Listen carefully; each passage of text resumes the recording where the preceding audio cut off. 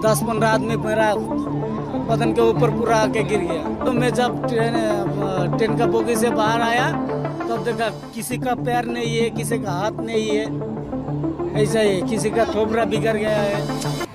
अब किसी का भाई, किसी की माँ, तो किसी का रिश्तेदार, ऐसा करके लगभग 300 लोग की जानें यहाँ पर चली गई। तो उड़ीसा के बालासोर डिस्ट्रिक्ट में हुआ इतना बड़ा रेल हादसा जिसमें किसी का हाथ कटा, किसी का पैर, तो कोई मलबे में दबा तो कोई मिला ही नहीं। आखिर इतना बड़ा रेल हादसा हुआ तो हुआ कैसे? इसके पीछे जिम्मेदार कौन है? Over speeding, railway track, driver या फिर इलेक्ट्रॉनिक इंटरलॉकिंग सिस्टम? आखिर गलती हुई तो हुई कहाँ पर? और अगर इस ट्रेन में अगर कवच सिस्टम इंस्टॉल होता तो क्या इतना बड़ा हादसा टाला जा सकता था या फिर नहीं? और अगर इतना बड़ा हादसा हो ही गया है तो इसको नाकामियत मानते हुए क्या रेलवे मिनिस्टर को रिजाइन दे देना चाहिए या फिर नहीं? खो गए, उनको किसी न किसी जल्दी से जल्दी उनके पास उनके परिवारजन पहुंचे।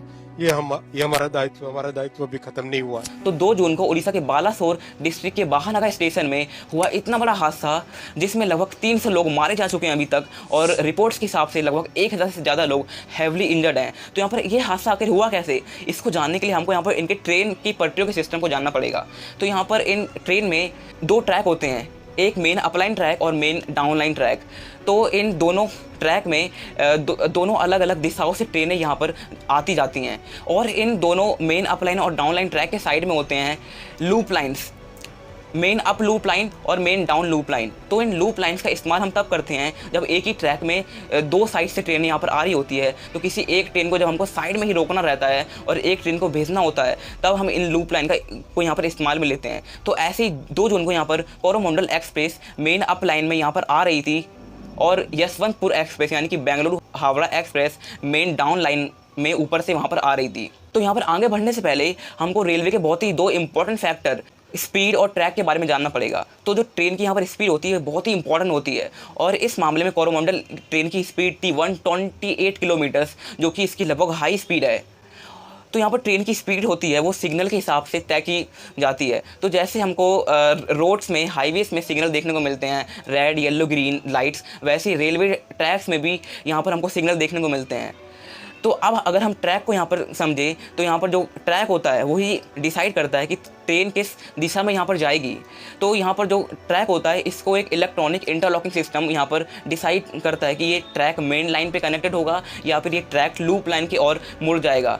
तो अगर आपको ये नहीं पता कि इंटरलॉकिंग इलेक्ट्रॉनिक सिस्टम यहाँ पर क्या है, तो ये कंप्यूटर कंट्रोल सिस्टम है जो कि ये चीज़ डिसाइड करता है कि किस टाइम पर कौन सी ट्रेन किस ट्रैक पर यहाँ पर जाएगी। तो ये सिस्टम यहाँ पर ट्रैक को चेंज करने के लिए काम में लिया जाता है, और ये एकदम एरर प्रूफ सिस्टम है। अभी तक रेलवे ने बताया है कि ये सिस्टम दिन भर रोज़ में मिलियंस ऑफ बार इस्तेमाल में लिया जाता है और अभी तक इसमें एक भी एरर नहीं आया। तो ये एकदम near to impossible error proof system है, इंटरलॉकिंग इलेक्ट्रॉनिक सिस्टम। तो अब ये इस्तेमाल में कैसे होता है? तो ये इंटरलॉकिंग इलेक्ट्रॉनिक सिस्टम सिग्नल से ही कनेक्टेड यहाँ पर होता है। तो यहाँ पर ट्रेन को जब ग्रीन सिग्नल मिलता है तो यानी ट्रेन को मेन लाइन से जाना है फुल स्पीड में, और अगर येलो सिग्नल यहाँ पर मिलता है तो ट्रेन को यहाँ पर लूप लाइन में वेट करना है जब तक कोई दूसरी ट्रेन वहाँ से नहीं निकल जाती। तो ये यानी कि ये ट्रैक और सिग्नल दोनों इंटरलिंक्ड है, और ये इंटरलॉकिंग सिस्टम ऐसे ही यहाँ पर काम करता है। अब चलते कोरोमंडल एक्सप्रेस की ओर। तो यहाँ पर Coromandel express main up line में बहुत तेज़ी से 128 kmph की स्पीड से यहाँ पर आ रही थी, और उसी टाइम इसको सिग्नल यहाँ पर दिखता है कि यहाँ पर सिग्नल तो ग्रीन है। इसका मतलब है कि कोरोमंडल एक्सप्रेस को मेन लाइन से जाना है फुल स्पीड में सीधा। लेकिन कुछ देर बाद ये सिग्नल यहाँ से हट जाता है, और जो ट्रैक मेन लाइन पे कनेक्टेड था वो ट्रैक मुड़कर यहाँ पर लूप लाइन की ओर यहाँ पर हो जाता है, और कोरोमंडल एक्सप्रेस यहाँ पर लूप लाइन की ओर जाने लग जाती है। और ड्राइवर ने यहाँ पर कहा कि कुछ देर बाद वो ग्रीन सिग्नल फिर से वापस आ जाता है, यानी कि मुझको मेन लाइन पे जाना है। लेकिन वो ट्रैक वहाँ पर चेंज नहीं होता, वो ट्रैक लूप लाइन की ओर ही यहाँ पर मुड़ा हुआ होता है, और ट्रेन की स्पीड इतनी तेज होती है 128 kmph कि वो सीधा ट्रेन लूप लाइन में घुस जाती है फुल स्पीड में। और यहाँ पर मैं बता दूं कि जो लूप लाइन होती है यहाँ पर ट्रेन फुल स्पीड में जा ही नहीं सकती है, ये स्लो स्पीड वाली ट्रेन के लिए होती है, नहीं तो ट्रेन डीरेल भी हो सकती है, यानी कि पटरी से भी उतर सकती है। तो यहाँ पर कोरोमंडल एक्सप्रेस जो 128 kmph की स्पीड में है, ये ट्रैक लूप लाइन की ओर था लेकिन सिग्नल ग्रीन था, यानी कि मेन लाइन पर जाना है, तो इसकी वजह से ये ट्रैक लूप लाइन की ओर मुड़ जाता है। मुझको नहीं पता कौन सा एरर यहाँ पर होता है, और कोरोमंडल एक्सप्रेस यहाँ पर लूप लाइन में घुस जाती है, जहाँ पर पहले से एक फ्राइट ट्रेन यानी कि एक मालगाड़ी वेट कर रही होती है इस लूप लाइन के अंदर, जिसके अंदर आयरन ओर होता है। तो ये कोरोमंडल एक्सप्रेस सीधा लूप लाइन में घुसकर फ्राइट ट्रेन से भिड़ जाती है और एक बहुत बड़ा हादसा हमको देखने को मिलता है। और ये फ्राइट ट्रेन के अंदर आयरन ओर था, जिसकी वजह से जो फ्रंटल इम्पैक्ट था यानी कि सामने का ट्रेन का इम्पैक्ट था वो इतना ज़्यादा पड़ता है कि कोरोमंडल एक्सप्रेस के लगभग 13 डब्बे दूसरी ट्रेन की पटरी में यानी कि मेन डाउन लाइन पर जाकर गिर जाते हैं। और उसी टाइम पर वहाँ पर यशवंतपुर एक्सप्रेस भी वहाँ से जारी होती है और यशवंतपुर एक्सप्रेस के लास्ट के 3 डब्बे कोरोमंडल एक्सप्रेस के 13 डब्बे से भिड़ जाते हैं और हमको और ज़्यादा लोगों की जानें यहाँ पर जाते हुए दिखती है। तो ऐसे ये पूरा का पूरा ट्रेन एक्सीडेंट यहाँ पर एग्जीक्यूट होता है। तो यहाँ पर सवाल ये उठता है कि आखिर यहाँ पर गलती हुई किससे? यहाँ पर गलती ड्राइवर से हुई ओवर स्पीडिंग के चक्कर में, या फिर ट्रैक की गलती थी, या फिर टोटल इलेक्ट्रॉनिक इंटरलॉकिंग सिस्टम की यहाँ पर गलती थी? तो यहाँ पर हमको साफ साफ दिखता है कि यहाँ पर जो सिग्नल है यानी कि रेड येलो ग्रीन सिग्नल है जो ट्रेन को दिखता है कि उसको मेन लाइन पे जाना है या लूप लाइन में जाना है, इस पर खराबी हमको देखने को मिलती है। और ये ट्रैक लूप लाइन की ओर मुड़ जाता है, बल्कि सिग्नल तो मेन लाइन का वहाँ पर शो कर रहा होता है। तो यहाँ पर ट्रैक में भी दिक्कत थी और ये ट्रैक और सिग्नल दोनों चीज़ें कनेक्टेड होती हैं इलेक्ट्रॉनिक इंटरलॉकिंग सिस्टम में। तो यहाँ पर रेलवे डिपार्टमेंट के हिसाब से हमको बताया जा रहा है, अभी तक जितनी भी जानकारी हमको मिली है रिपोर्टों के अनुसार, तो यहाँ पर जो मेन प्रॉब्लम मेन एरर आ रहा है वो आया इलेक्ट्रॉनिक इंटरलॉकिंग सिस्टम में, जिसने सही डेटा सही मैसेज ट्रांसफ़र नहीं किया। और सिग्नल तो ग्रीन था लेकिन ट्रैक लूप लाइन की ओर था और वो ट्रैक चेंज नहीं हुआ और कोरोमंडल एक्सप्रेस लूप लाइन में घुस गई जहाँ पर ऑलरेडी फ्लाइट ट्रेन खड़ी थी और ये बहुत बड़ा हादसा हमको देखने को मिलता है। तो यहाँ पर जो मेन दिक्कत है, मेन गलती यहाँ पर हुई वो इंटरलॉकिंग सिस्टम से हुई है। अभी आगे कुछ भी हो सकता है क्योंकि जानकारी अभी तक हमको इतनी मिली है, लेकिन यहाँ पर बहुत से लोग ये भी बोल रहे हैं कि अगर कवच सिस्टम इन ट्रेनों में होता तो ये बहुत बड़ा हादसा यहाँ पर रुक सकता था। अभी हम जानते हैं कि यहाँ पर ये कवच सिस्टम आखिर है क्या। तो कवच एक मेड इन इंडिया SIL यानी कि सेफ्टी इंटीग्रिटी लेवल 4 सिस्टम है जो कि 0 एक्सीडेंट करने के लिए बनाया गया है, जिसका ऑब्जेक्टिव ये था कि भारत में 0 ट्रेन एक्सीडेंट यहाँ पर हो जाएं। तो ये जो कवच सिस्टम है ये ऐसे काम करता है कि अगर किसी ट्रेन ने रेड लाइट तोड़ दी यानी कि वो रेड सिग्नल देखने के बाद भी वो ट्रेन अगर नहीं रुकती है या फिर वो ट्रेन किसी और ट्रेन से टक्कर मारने वाली होती है, भिड़ने वाली होती है, तो उस टाइम ये ऑटोमेटिक ब्रेक ये कवच सिस्टम लगा देगा और ट्रेन 40 मीटर की दूरी पर ही रुक जाएगी, जिससे कि बहुत हद तक एक्सीडेंट कम हो सकते हैं। और जो इसके वीक होने की, इसका एरर होने की जो पॉसिबिलिटी है वो 10,000 सालों में एक है, यानी कि नियर टू इम्पॉसिबल है कि ये कवच सिस्टम यहाँ पर वीक हो जाए और एरर यहाँ पर हमको देखने को मिले। लेकिन जो मेन चीज़ है कि इन 2 ट्रेनों में कवच सिस्टम इंस्टॉल था ही नहीं।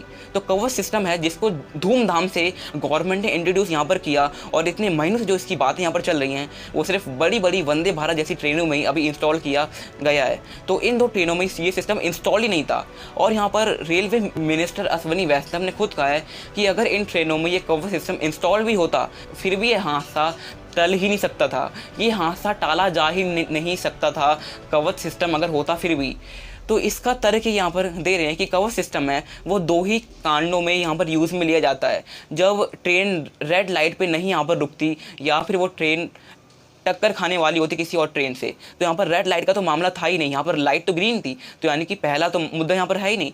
लेकिन अब आप लोग बोलोगे कि जब ये दोनों ट्रेनें फ्लाइट ट्रेन और पैसेंजर ट्रेन भिड़ने वाली थी तब ये कवच सिस्टम तो इस्तेमाल में लिया जा सकता था यहाँ पर।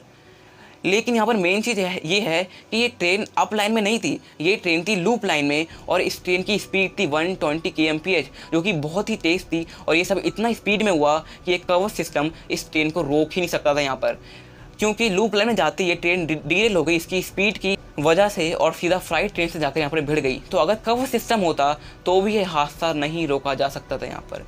तो यहाँ पर एक और सवाल उठता है कि अब अगर इतना बड़ा हादसा हो ही गया है तो क्या रेलवे मिनिस्टर को, मिस्टर अश्विनी वैष्णव को यहाँ पर रिज़ाइन अपना इस्तीफ़ा दे देना चाहिए, जैसे कि लाल बहादुर शास्त्री और नीतीश कुमार के केस में हमको देखने को मिला था।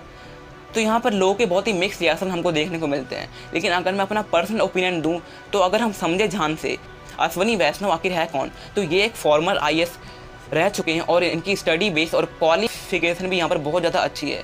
तो इस पोस्ट के लिए इनकी क्वालिटी और क्वालिफाइड ये कितने हैं वो तो हमको ये ऑलरेडी यहाँ पर दिख जाता है। और इन्हें साइमंस और JEE जैसी बड़ी बड़ी कॉरपोरेशन में भी काम कर रखा है, यानी इनके में एक्सपीरियंस तो बहुत है। और ये यहाँ पर उड़ीसा से MLA भी हैं, तो इनको पॉलिटिकल एक्सपीरियंस और रेलवे का भी एक्सपीरियंस यहाँ पर हमको बहुत देखने को मिलता है। तो यहाँ पर बहुत से लोग बोलते हैं कि इनको रिज़ाइन यहाँ पर दे देना चाहिए, और बहुत से लोग बोलते हैं कि ये हादसा होने के बाद ये on the spot ground level पे ये जाके सारा रेस्क्यू ऑपरेशन कर रहे हैं और एकदम जितना इनसे हो सकता है ये उतना कर रहे हैं। तो यहाँ पर मेरे हिसाब से अगर ये हादसा हो गया है तो यहाँ पर सबसे पहले बहुत तगड़ी जाँच होनी चाहिए कि इसमें सबसे बड़ी गलती आखिर है किसकी, और अगर इसमें मिनिस्टर की गलती निकलती है तो इनको सच में रिज़ाइन कर देना चाहिए, क्योंकि ये इनकी नाकामियत है। और अगर ये सच में ग्राउंड लेवल पे जाके सच में एक अच्छे मिनिस्टर की तरह काम कर रहे हैं तो ऐसा अच्छा मिनिस्टर हमारे पास होना ही चाहिए। तो ये तो मेरा ओपिनियन है।